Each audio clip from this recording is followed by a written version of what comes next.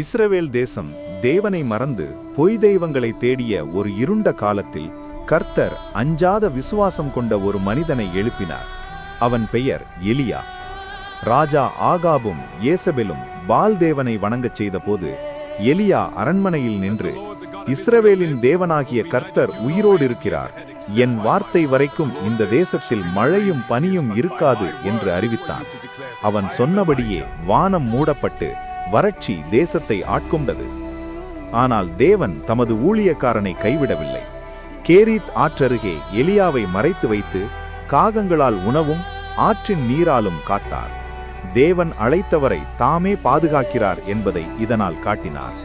பின்னர் சரேபாத்து என்ற ஊரில் ஒரு விதவை பெண் கடைசி உணவை சமைக்க தயாராக இருந்தபோது, முதலில் கர்த்தருக்காகச் செய் என்ற எலியாவின் வார்த்தைக்கு அவள் விசுவாசமாக நடந்து அந்த வீட்டில் மாவு குறையவும் எண்ணெய் தீரவும் இல்லை.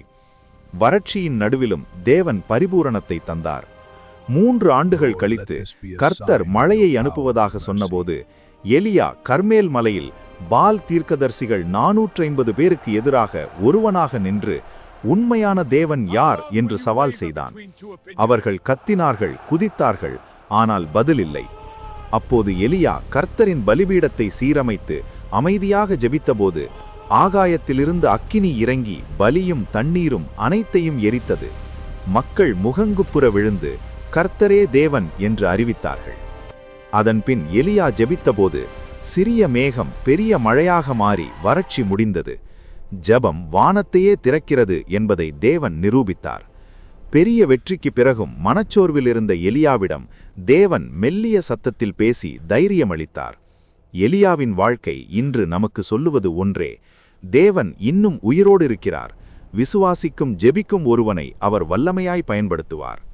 கர்த்தராகிய தேவனே, எலியாவின் வாழ்க்கை மூலம் நீர் உயிரோடு இருக்கிற தேவன் என்பதை இன்று எங்களுக்கு நினைவுபடுத்தினதற்காக நன்றி.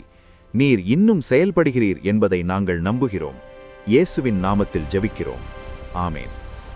இந்த வீடியோ பிடித்திருந்தால் ஷேர் செய்யவும் சப்ஸ்கிரைப் செய்யவும் மறக்காதீர்கள். தேவன் உங்களை ஆசீர்வதிப்பார். ஆமேன்.